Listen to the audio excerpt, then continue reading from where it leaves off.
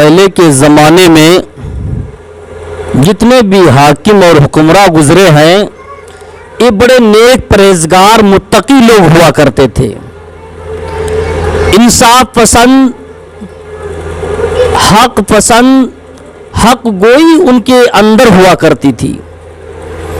چاہے ان کو کتنے بڑے عہدے سے نواز دیا جاتا، چاہے کتنا مال و دولت کے خزانے کے انبار ان کے پاس لگے ہوتے، مگر جب وہ انصاف کیا کرتے تو وہ حق ہی بولا کرتے تھے۔ آج کے دور میں دیکھو، چھوٹی سی حکومت اگر کسی کو مل جائے، تھوڑا سا عہدہ کسی کے پاس کیا آ جائے، تو وہ انصاف اور حق بات تو ایسا بھول جاتا ہے جیسے کہ اس نے حق کبھی جانا ہی نہیں ہے۔ کہتے ہیں کہ اللہ تبارک و تعالیٰ ہر بندے کا امتحان لیتا ہے، کسی کو مال دے کر امتحان لیتا ہے، کسی سے مال لے کر امتحان لیتا ہے۔ اگر اللہ تبارک و تعالیٰ اپنے کسی بندے کو کسی وقت کا حاکم بناتا ہے، بادشاہت کیوں نہ عطا فرماتا ہے، تو اللہ تبارک و تعالیٰ اس کا بھی امتحان لیتا ہے کہ میں نے اپنے بندے کو حاکم بنایا، وقت کا بادشاہ بنا دیا ہے، دیکھتے میرا بندہ یہ میرے بندوں کے ساتھ انصاف کرے گا یا نہیں کرے گا۔ جو لوگ انصاف کرتے ہیں واقعی وہ اللہ کے نیک بندے ہوا کرتے ہیں، اور جو اللہ کے نیک بندے ہوتے ہیں وہ اللہ کے بتائے ہوئے طریقے پر چلا کرتے ہیں۔ آج دیکھو، تھوڑا سا کوئی عہدہ کسی کو مل جائے، تھوڑی سی ترقی کسی کی کیا ہو جائے کہ اس کے اندر اتنا غرور، اتنا تکبر پیدا ہو جاتا ہے کہ وہ خدا کا خوف ختم کر دیتا، قبر کا خیال بھول جاتا، اللہ کے سامنے کیا منہ دکھائیں گے ساری باتیں بھلا دیتا ہے۔ ایک بات آئی تو میں آپ کو بیان کروں۔ ایک اللہ والے جن کا نام حضرت خواجہ بختیار کاکی رضی اللہ تعالیٰ عنہ، یہ وقت کے بہت بڑے اللہ والے گزرے ہیں۔ حضرت خواجہ بختیار کاکی رضی اللہ تعالیٰ عنہ، ان کا جب انتقال ہو گیا، جب دنیا سے وہ پردہ پوش ہوئے، جب انتقال ہوا ان کی نماز جنازہ کو تیار کیا گیا، بہت سارے لوگ ان کی نماز جنازہ کو پڑھنے کے لیے آئے، بہت کثیر تعداد میں بھیڑ لگی ہوئی تھی، بہت لوگ اس وقت موجود تھے خواجہ بختیار کاکی رضی اللہ تعالیٰ عنہ کی نماز جنازہ پڑھنے کے لیے، بہت بھیڑ لگی ہوئی تھی، بہت لوگوں کا مجمع لگا ہوا تھا۔ ایک شخص نے ان کی وصیت پڑھ کر سنائی۔ اللہ والوں کی بہت ساری وصیتیں ہوا کرتی ہیں، جب وہ دنیا سے جاتے ہیں تو ان کی ایک وصیت نامے کو تحریر کیا جاتا ہے، وہ بہت ساری وصیتوں کو کرتے ہیں۔ تو ایسے ہی بختیار کاکی رضی اللہ تعالیٰ عنہ جب دنیا سے پردہ پوش ہوئے، جانے سے پہلے انہوں نے کچھ وصیتیں لکھوائی تھیں۔ جب نماز جنازہ کو تیار کیا گیا تو ایک شخص نے ان کی وصیتیں جو تھی وہ پڑھ کر سنائیں۔ تو وصیت میں کیا لکھا تھا؟ خواجہ بختیار کاکی رضی اللہ تعالیٰ عنہ کی جو وصیت تھی اس میں لکھا ہوا تھا کہ میری نماز جنازہ وہ شخص پڑھائے جس میں یہ صفتیں موجود ہوں۔ میری نماز جنازہ پڑھانے کا اسی بندے کو، اسی شخص کو اختیار ہے جس کے اندر یہ میری بتائی ہوئی صفاتیں موجود ہوں۔ اگر یہ صفاتیں اس کے اندر ہوگی تو میری نماز جنازہ وہی شخص پڑھائے۔ جانتے ہو کیا صفاتیں تھیں اور کون سی وصیتیں تھیں؟ خواجہ بختیار کاکی رضی اللہ تعالیٰ عنہ نے کیا کیا وصیتیں کی تھیں؟ پہلی وصیت آپ کی تھی، پڑھنے والوں نے پڑھ کر سنایا کہ خواجہ بختیار کاکی رضی اللہ تعالیٰ عنہ کی پہلی وصیت یہ تھی کہ میری نماز جنازہ وہ شخص پڑھائے جس کی اپنی زندگی میں کبھی کوئی نماز قضا نہ ہوئی ہو۔ پہلی وصیت تھی جس کی پوری زندگی میں ایک وقت کی بھی نماز قضا نہ ہوئی ہو، اور دوسری وصیت یہ لکھی تھی عصر سے پہلے کی سنتیں اور نماز تہجد نہ چھوٹی ہو۔ میری نماز جنازہ وہ پڑھائے جس کی پوری زندگی میں کبھی ایک وقت کی بھی نماز قضا نہ ہوئی ہو، اور عصر سے پہلے کی جو سنتیں ہیں اور نماز تہجد بھی کبھی قضا نہ ہوئی، کبھی چھٹی نہ ہو۔ آج ہم لوگوں کی پوزیشن کیا؟ عصر کی نماز میں جاؤ، دیکھو وضو کر کے گئے، بالکل نماز کے ٹائم، نماز کے وقت پر جاتے نماز پڑھنا شروع کر دیتے ہیں۔ اگر کہا جائے بھائی عصر کی سنتوں کا ٹائم ہے کیوں نہیں پڑھ لینا چاہیے تھا، تو کہتا ہے عصر کی سنتیں ہیں، یہ کوئی فرض و واجب میں سے توڑی ان کا پڑھنا ضروری نہیں ہے۔ لیکن نہیں، بات آئی تو بتاؤ، اگر ہلکا سمجھ کے چھوڑو گے تو ایمان کا بھی خطرہ ہے، اگر ہلکا سمجھ کے نہیں پڑھو گے تو بہت بڑے خسارے میں پڑ سکتے ہو، اور اگر بلا مطلب کی چھوڑو گے تو تم پر چھوڑنا جائز نہیں ہے، بلا وجہ چھوڑنا جائز نہیں ہے، عادت بنا لینا بھی جائز نہیں ہے۔ لیکن خواجہ بختیار کاکی رضی اللہ تعالیٰ عنہ کی دوسری وصیت تھی، میری نماز جنازہ وہ پڑھائے جس کی عصر سے پہلے کی سنتیں اور نماز تہجد بھی کسی کا نہ چھوٹی ہو۔ آج تو نہ جانے کتنے مسلمان دنیا سے چلے جاتے ہیں، وہ لفظ تہجد کو ہی نہیں جانتے، نماز پڑھنا تو بہت دور کی بات۔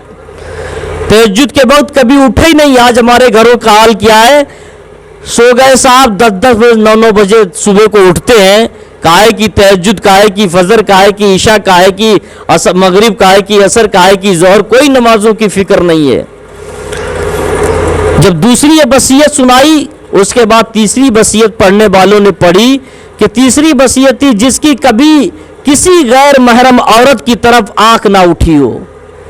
تیسری وصیت کتنی پیاری نصیحت خیز یہ وصیت ہے بختیار کاکی رضی اللہ تعالیٰ عنہ کی کہ میری نماز جنازہ وہ پڑھائے جس کی کبھی کسی غیر محرم عورت کی طرف آنکھ بھی نہ اٹھی ہو۔ آج تو ہم چوراہوں پہ بیٹھتے اسی لیے ہیں کہ خوبصورت چہرے دیکھنے کو مل جائیں۔ آج تو ہم لوگ گلیوں میں نکلتے صرف اسی نیت سے ہیں کہ کسی عورت پر نظر پڑ جائے۔ آج تو ہم دروازے سے باہر نکلتے یہ نیت کرنے کے لیے ہیں کہ کوئی خوبصورت لڑکی عورت کو دیکھ لیں، لیکن نہیں۔ خواجہ بختیار کاکی ان کی یہ وصیت تھی، میری نماز جنازہ وہ پڑھائے تیسری شرط جس کی کبھی کسی غیر محرم پر نظر بھی نہ اٹھی ہو، وہ میری نماز جنازہ پڑھائے۔ اس زمانے میں دیکھا جائے تو میرے خیال سے کوئی ساز و ناز، کوئی اگر اللہ کا بندہ ہو تو ہو سکتا ہو، ورنہ میری نظر میں تو ایسا کوئی نہیں ہے، میری نظر میں ایسا کوئی حقیقت میں کوئی نہیں ہے، اس دور میں کوئی نہیں، میری نظر میں کوئی ہو اللہ کا بندہ میں نہیں کہہ سکتا، اس وقت فی الوقت میں میری نظر میں نہیں ہے، اور کسی کے اللہ کے علم میں ہے تو وہ الگ کی بات ہے۔ تو تیسری شرط یہ رکھی، اب جتنا بڑا مجمع تھا، بڑا ایک زمبے غفیر لگا ہوا تھا، بہت کثیر تعداد میں بھیڑ لگی ہوئی تھی، بہت بڑی بھیڑ اکٹھا تھی آپ کے نماز جنازہ کے لیے۔ جب یہ 3 وصیتیں حضور کی سنائی گئیں، خواجہ بختیار کاکی کی 3 وصیتیں پیش کی گئیں، مجمع پر سناٹا طاری ہو گیا۔ ایسا لگ رہا تھا مجمع میں سب کی روح نکل گئی، انسان نہیں سارے کے سارے مردے ہو گئے، سناٹا طاری ہو گیا، کوئی بولنے کے لیے بھی تیار نہیں تھا۔ 3 وصیتیں سن کر سب کی سانسیں رک گئیں، سناٹا طاری ہو گیا۔ وہاں پر کوئی عام انسان بھی تھے، خاص بھی تھے، اپنے وقت کے بڑے بڑے مفتی بھی تھے، عالم بھی تھے، قاری بھی تھے، جید عالم تھے، ایک سے ایک علم داں بھی موجود تھے، مگر کسی کی ہمت نہیں تھی آگے بڑھتا اور کہتا کہ میرے اندر یہ تینوں صفتیں موجود ہیں۔ کوئی عالم، کوئی مفتی، کوئی قاری ایسا موجود نہیں تھا جو کہتا کہ میری کبھی ایک وقت کی نماز قضا نہیں ہوئی۔ کوئی قاری، کوئی مفتی، کوئی عالم ایسا بڑھ کر نہیں کہا کہ عصر کی سنتیں میری کبھی نہیں چھوٹی ہے۔ کسی نے یہ نہیں کہا میری نظر کبھی کسی غیر محرم پر نہیں اٹھی۔ سارے مجمع پر سناٹا ہو گیا۔ جس طریقے سے عوام خاموش تھی، عالم کی بھی فہرست خاموش تھی، علماء تمام خاموش تھے، تمام قاریان سب کے سب خاموش، کوئی آگے نہ بڑھ سکا، کوئی نماز جنازہ پڑھانے کے لیے آگے نہیں بڑھا، کسی کے اندر یہ صفت نہیں ملی۔ سناٹا طاری ہو، کشمکش میں لوگ پڑ گئے، اب کیا کیا جائے، لیکن کوئی شخص آگے نہیں بڑھا۔ یہ وصیتیں سن کر تمام ٹائم گزر گیا، دن گزرنے لگا، عصر کا وقت آ گیا، عصر کا آخری وقت آ گیا۔ عصر کے قریب جب آخری وقت عصر کے قریب ایک شخص چلتا ہوا آگے بڑھا، ایک شخص دھیرے دھیرے اپنے پیارے پیارے نازک قدموں سے خراما خراما آگے بڑھا، آگے بڑھ کر آیا۔ آگے جب چل کر آیا، بڑھا تو اس نے نماز جنازہ پڑھائی، اور نماز جنازہ پڑھانے کے بعد اپنی نمناک آنکھوں سے، یعنی آنکھوں میں آنسو تھے، आंसुओं से भीगी हुई आंखों से कहने लगा, अपनी ज़बान से कहा, उसकी आंखें नमनाक थीं और ज़बान से कहने लगा, "ए मरने वाले, तू तो चला गया लेकिन दूसरों के राज को फाश कर कर चला गया। तू तो दुनिया से चला गया मगर दूसरे का राज फाश कर कर चला गया।" नमाज जनाजा पढ़ाने वाला उस वक्त कोई छोटा मोटा इंसान नहीं था। नमाज जनाजा पढ़ाने वाला कोई आम इंसान नहीं था। नमाज जनाजा पढ़ाने वाला उस वक्त का हिंदुस्तान का बादशाह था। नमाज जनाजा पढ़ाने वाला उस वक्त का हिंदुस्तान का वजीर आजम था। उस वक्त उसके हिंदुस्तान की लगाम हुकूमत उसके हाथ में थी। गौर करो मुसलमानों, आज थोड़ी सी हुकूमत क्या मिल जाए, थोड़ा सा पावर क्या मिल जाए, थोड़ा सा अहदा क्या मिल जाए, हम नमाज़ें तो नमाज़ें, हम हक बोलना छोड़ देते हैं। उस वक्त का बादशाह था जिसका नाम शमशुद्दीन अल्तमश था, जो उस वक्त का हिंदुस्तान का बादशाह था, जिसकी कभी एक वक्त की नमाज भी कज़ा नहीं हुई। उस वक्त का बादशाह शमशुद्दीन अल्तमश था जिसकी कभी एक वक्त की नमाज कज़ा नहीं हुई, असर की सुन्नतें तक नहीं उसने कभी छोड़ी थी और कभी भी तहज्जुद की नमाज तक नहीं उसने छोड़ी थी, कभी किसी गैर महरम पर नज़र नहीं डाली थी। आज थोड़ा सा ओहदा मिल जाए तो याशी हमारे अंदर आ जाती है। आज थोड़ा सा ओहदा क्या मिल जाए, होटलों में खाने की लत हमारी पड़ जाती है, अय्याशी करने की आदत हमारी पड़ जाती है। आज थोड़ा सा पैसा क्या आ जाए, गुरूर और घमंड में हम गुनाहों के अंबार लगा लेते हैं। आज अगर थोड़ा सा ओहदा मिल जाए तो पहले अगर नमाजी हो और थोड़ा सा ओहदा दे दिया जाए, थोड़ा सा मस्जिद का ही मुतवल्ली क्यों ना बना दिया जाए, तो वो नमाजें पढ़ना छोड़ देता है। थोड़ा सा ओहदा क्या मिल जाए, चाहे बीडीसी का इलेक्शन क्यों ना जीत जाए, तो अगर दीनदार अगर हक बोलने वाला हो उसके बाद वो हक बोलना छोड़ देता है। आज की ये तारीख की पोजीशन है, थोड़ा सा ओहदा मिल गया कि दीनदारी खत्म हो गई, गुमराहियत के रास्ते पर निकल पड़ता है। लेकिन उस वक्त का ज़माना याद करो, कैसे वो अल्लाह वाले लोग थे, हुकूमत भी करते थे और अल्लाह के बताए हुए रास्ते पर भी चला करते थे।